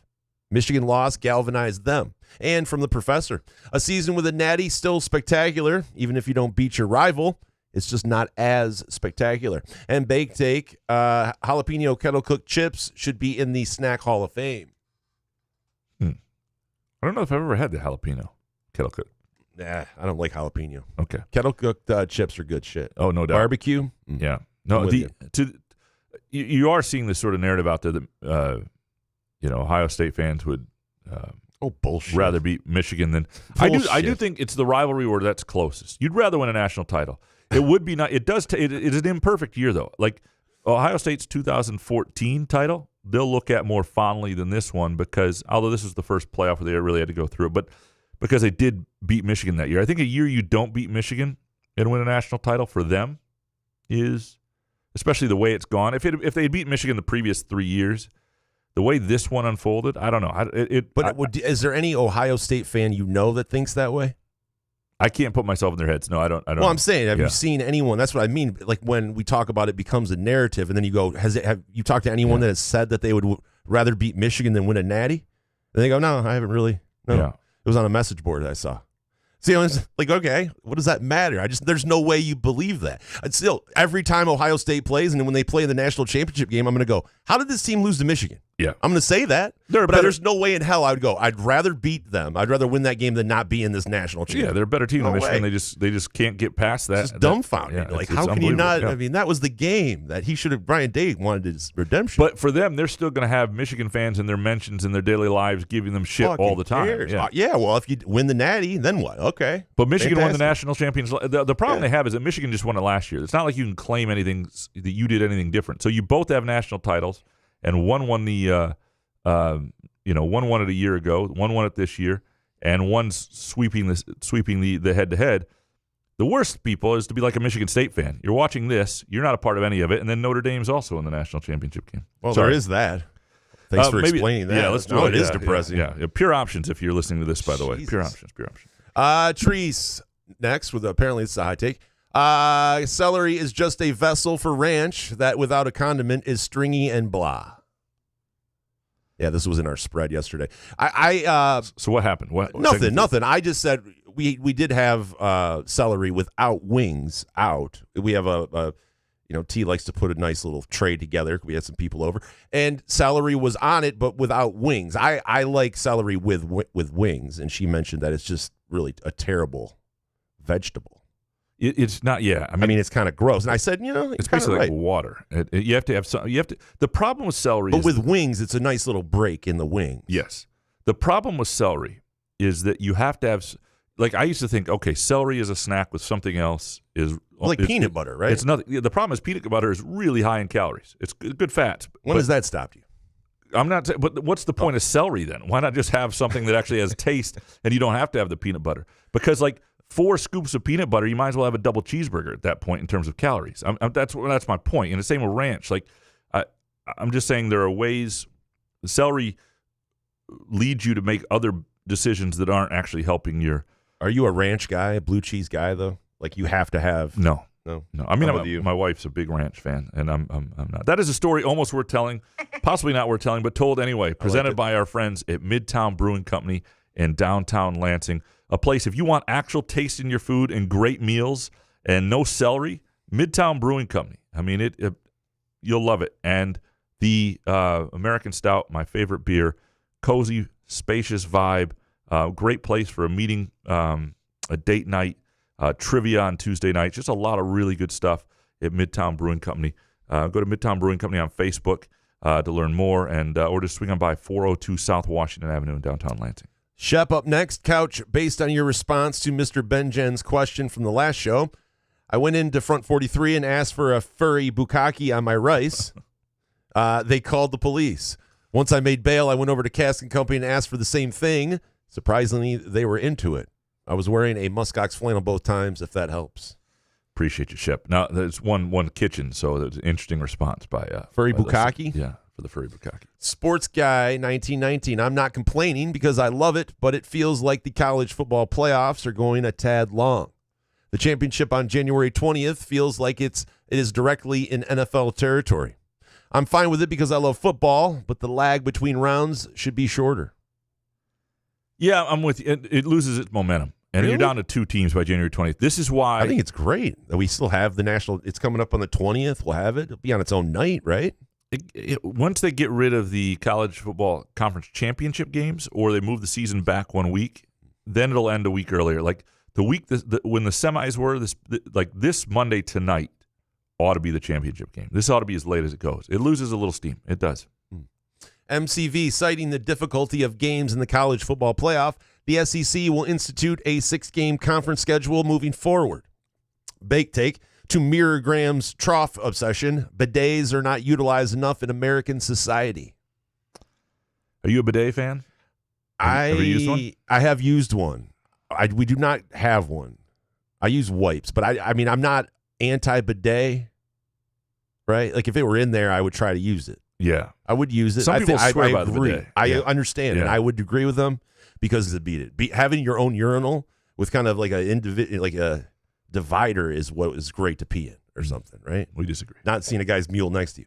Mike Scott, number 1, that Eagles-Packers game was I will probably be, and again, I'm going to watch tonight's game before I decide this, but I will probably be betting against the Eagles next week on the winner of the Rams Vikings. I just see that. Yeah. G.E. Miller, number 1, Jace Richardson is our most efficient and crafty scorer. He's elite. Izzo needs to draw up more plays and increase shot load for him. Getting that experience will be critical for March. That he's still at a max of 8 shots in a game seems like a huge waste and missed opportunity. 2, I give Jonathan Smith a B- on portal season to complement a D with high school class. Positive upgrades at O-line and receiver. Didn't seem to add any game changers on the defensive side or running back, though. Front 7 on D, a major question mark. Everything's a major question mark. I would ask you this, though, GE, did you know that Kenneth Walker was going to be a game changer when they landed him? I did. You did. Okay. Yeah, well, if away. you did, then KW9. yeah, if you can see that. This guy's going to rip it. I'm just saying we just don't. Some of these guys we just don't know. And I'm not saying anybody's going to be the next Kenneth Walker. I'm just saying a lot of times we don't know. But I think that's a fair grade, and we'll see what it what it looks like in the fall. We don't have enough time for all of that. Matt Drolet next. I'm getting this feeling that Xavier Booker is Marcus Bingham 2.0. He's a big who spends most of his time floating at the three-point line. Yeah, well, they're different because of the size of their thighs, number one. And I've talked about this before. I'm a thigh guy. Like, in terms of your speed and your upside, just a better athlete. Xavier Booker, quicker, better athlete. And I think he's more skilled. Bingham was more gangly. Yeah, Bingham was a center, and Booker's not. And so they're different players in that sense. But Booker still has, like, Bingham was a guy who you kept waiting to sort of reach his potential. And a little bit as a senior he started, but Booker is a guy we'll see if he ever reaches that potential. He shows moments. And the thing if you're looking for positives with Booker, though, is, early in the year it felt like it was about him. When he got in there and he got the ball, he felt like he needed to shoot. The number of times he gets the ball and he might be able to get a shot up now and he passes it back out, or he dribbles and passes out. Like, he's in there to play. He's not in there to shoot anymore. And I think that's positive for him. Pat Caverly next. Izzo didn't like the way they finished the game. How about the way he coached at the end? Starts taking the air out of the ball with 6 minutes left, ruins all the flow of the offense. He's lucky a couple of those desperation shots at the end of the shot clock went in, or it could have got real dicey. You got the lead by running the offense. Keep running it. He does this all the time, and it's maddening. Great 30 to 35 minutes of ball by the team. Great to see Fiddler contribute. Yeah, this goes back to the earlier comment with, he's a Heathcote disciple. And you're right. If you like what you see, keep running it. But some of that will be with Fears, and Fears got him some good looks late. And, is he gets more experience in his career, he'll be able to just take the reins. And Izzo said at his press conference today, Monday, that, he did think the ball stuck and stopped moving a little bit at times late. And I think they wanted the way it was moving in the first half was pretty damn impressive. Couch on fire. That first half is why we have so much hope for this MSU basketball team. The second half is why we still have doubts. And bonus, Red Wings had a fire lit under their butts. Yeah, what are they, like 7-1-1 or something like Should that? We play this? Yeah. Buenos tardes. It is time for the Detroit Red Wings Gambling Update with Gramanito Couch and Jason Lee. Oh, my God. I almost start wanting to bet on the Red Wings, so we have to play this. They were so bad for a while. I have a season over that might actually hit now. It's going to be close, right to the wire. But if they be like this, they will. Yeah, I'm impressed. Are you constantly gambling? No. Like you fire just bets out all the time? No, not very. No, I put like $50 on the just to have some, because the Red Wings are not a team I follow as much as I do the other Detroit sports, and I like to have just a little season something, so it makes me pay attention a little more. That's all. All right.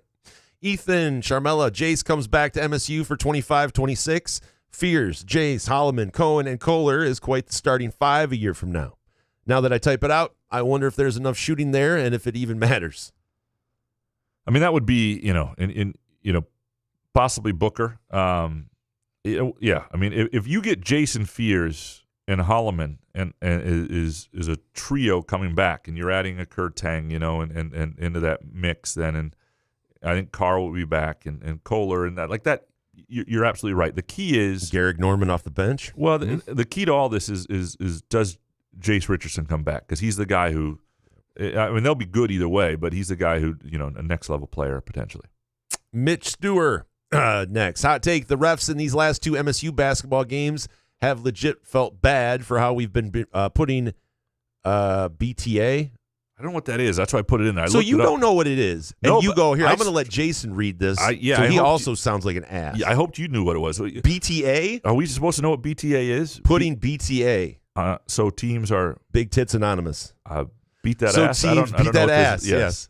How bad we've been putting beat that ass so teams are getting to make a wish calls against us to keep the games closer.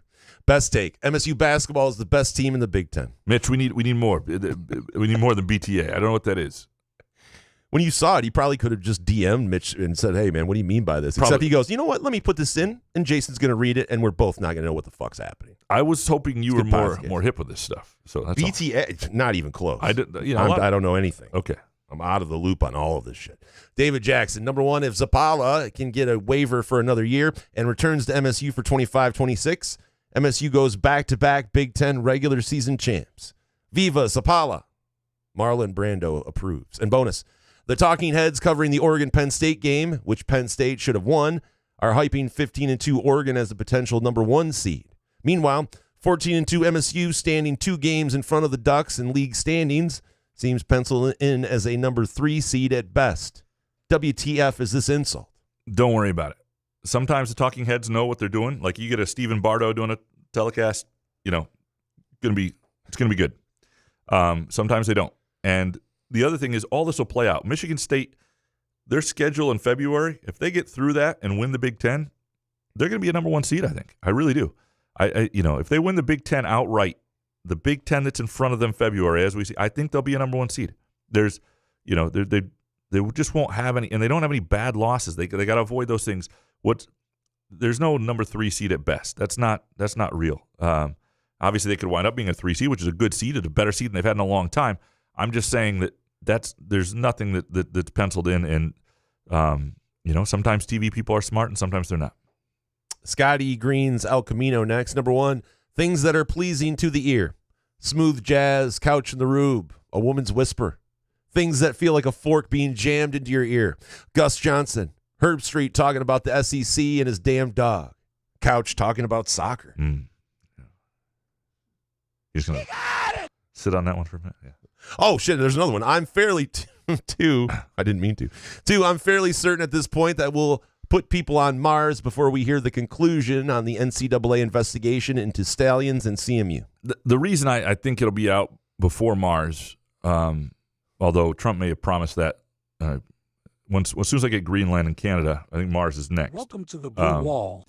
But the beyond that, I think it's I think I'm over it now. But the Michigan investigation is what this is tied to. So when that comes out, which I think will come out pretty soon, I think you'll hear Stallions and CMU. Soon? I don't know. I think you'll hear Stallions and CMU before it gets warm out. I would say I think we'll know something somewhere. Yeah, but we appreciate you. It's supposed to be 40 this Friday. You know what Stringer Bell says about a 40-degree day? That's nothing. That's not warm enough.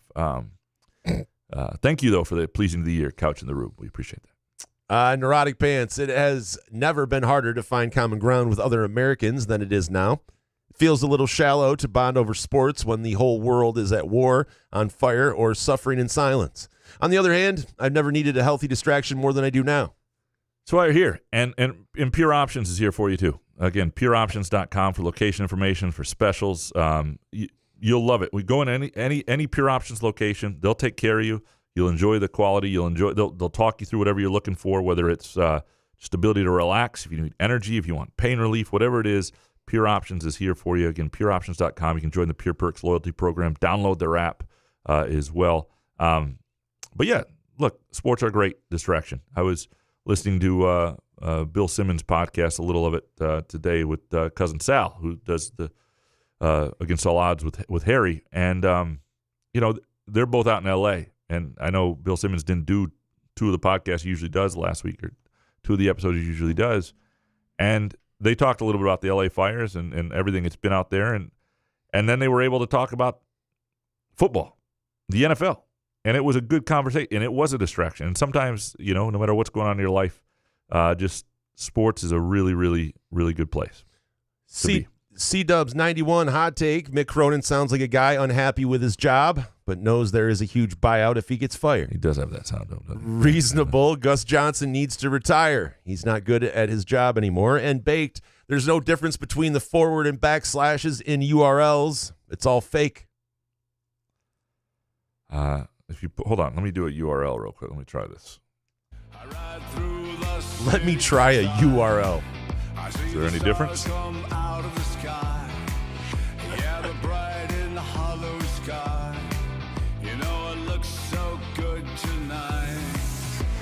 No, there's no difference. It's all fake. Yeah, he's right. Yeah, he's right. bullshit. Yeah, bullshit. Matt C, number one, can we please stop getting Gus Johnson on MSU broadcasts? No one wants to hear him yap about Michigan beating Ohio State in football for 30 minutes of the 2-hour broadcast. He belongs on CNN with 10,000 viewers they have.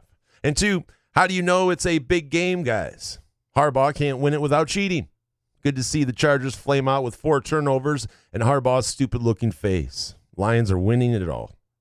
I was surprised by that result. I thought the Chargers would. I mean, I was surprised by how bad Herbert looked, and that game more than any of the games surprised me. I think I just thought it'd be really competitive. Eric Scheffler next. Magic aside, Kalen Lucas is undoubtedly the greatest Spartan basketball player ever.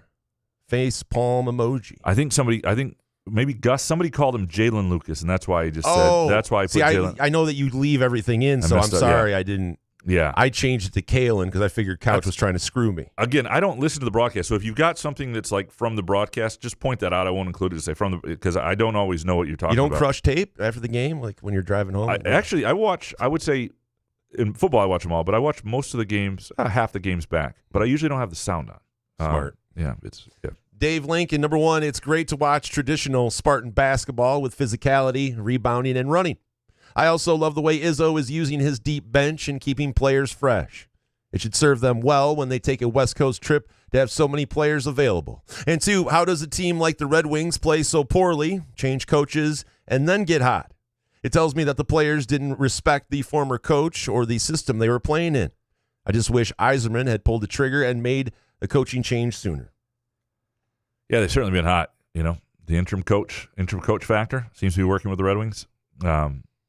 Yeah, hockey doesn't play. They fire your ass. Get out of here. They usually do fire earlier, though. I was surprised the move wasn't made earlier. You see, the first firing in hockey every year be a good over/under bet to do because usually it's within like the first 2 weeks of the season. Some teams 2-4, and they're like, you're out. You're out. That's enough. That's enough. Jake Hawkins, number one. I don't understand what or why you guys missed my hot takes from last week. I had some really, really good ones and got them in on time. Anyway, I agree that I never thought I'd see the day the Lions would be the number 1 seed. Hawk, this is all on Couch. I would read them first if it were up to me. It's, Couch forgot them. 2, I know I forgot to check Twitter last Thursday night for Twitter questions, but quite frankly, I've never gotten a notification from Twitter that Couch the Rube posting a tweet and link for a question show. I think I need a new platform to connect with the show. Any ideas? 3, outstanding win for MSU on the road in an environment that way known for upsetting top 20 teams. And thank God no more boo-booey. There were some moments in the second half where they still looked sloppy and took their foot off the gas pedal. And bonus, call me crazy, but I'd like to see 2 losses from MSU before the February 11th home game against Indiana, because right then and there, Izzo can finally break Bob Knight's all-time conference wins record with 354. Thoughts? Yeah, I know that's coming up. I don't think you want to plan to do it against Indiana because that's how you wind up. We got to plan this out. Yeah, then you wind up losing Indiana. Jake, we apologize for last week. It was all Jason's fault. No, I'm kidding. It's I don't know what happened, and there's no way we would do it on purpose. Jake and I usually look for yours, and I should have double checked it. And Elon sucks, and his whole app just sucks. I mean, it didn't used to happen, and sometimes things somehow don't show up like they should in replies. Couldn't you just fire? You'd fire you like an email of his right. takes, so right? you can email me. You can put them on the comments of our latest show on YouTube. I always check. You can Blue Sky. It's more reliable. You can do there. You can email me at graham.couch@gmail.com. You can gcouch@lsj.com. Any other place. On Blue Sky now, I do tweet out after a call for Twitter questions and a call for hot takes like I do on X because there are a lot of listeners who are just over there now. And so, yeah, it's It sucks. I mean, the man bought a great social media apparatus and largely ruined it, and I don't know what to tell you, and it blows. And it's just not as good. I think it's still a great app, though. Nobody's replaced it with anything that's functionally better. Yeah, entirely. Well, I don't even know if that's the case because Threads was good. I didn't mind Threads. Well, I understand, but I mean, anyway. Yeah, it's not. It is what you make. Yeah. X and Twitter. Hans Jurgen, number 1, fears is the most chippy MSU point guard since Scott Skiles. 2, only Northwestern hate the 3 more than us. 3, Graham knows the identity of the fears shooter. I want the truth. And bonus. I took MSU minus 9.5 on adjusted line. Those last 2.5 minutes were as frustrating as Graham's wokeness. Boy, if you had minus 9.5, that was a sweat there at when you thought it. The worst. That if Hans Jurgen wrote a headline, I would expect him to say, when a gambler talks about it. Well, the worst sweats though are the ones you think you weren't going to have to sweat. It's one thing that it's like, oh my God, I thought we were good here. I didn't know I was sweating this out. You sometimes, worst. Yeah, those are no good at all. All right, and finally, the upper deck jerk guy. Number 1, the Michigan State basketball team is underrated. 2, every minute of the day, you have to trust people not to kill you. That is a trust you have to be able to function. That's true. Well, yeah. Oh, he says that. Yeah. And if you're having trouble with that, again, chances are you'll get through it. But if not, Pure Options is here for you. We appreciate Pure Options. Go to pureoptions.com for location information for specials, some great specials through January. Or if you just need to feel the comfort and confidence that comes with a Muskox flannel, go muskox.com. Go muskox.com. Fix it in post for $15 off your flannel purchase for Couch of the Rube listeners. And or just go have a great meal. Midtown Brewing Company in downtown Lansing. Great meal, great place to have a beer after work. Get out of the cold, enjoy the cozy vibe, watch a game, go to trivia night, whatever it might be. Midtown Brewing Company in downtown Lansing. We'll be back later this week. We got to figure out the schedule. The MSU game on Wednesday, we got to figure that out. So we will. No show. Good show, man. Yeah, man. Couch of the Rube.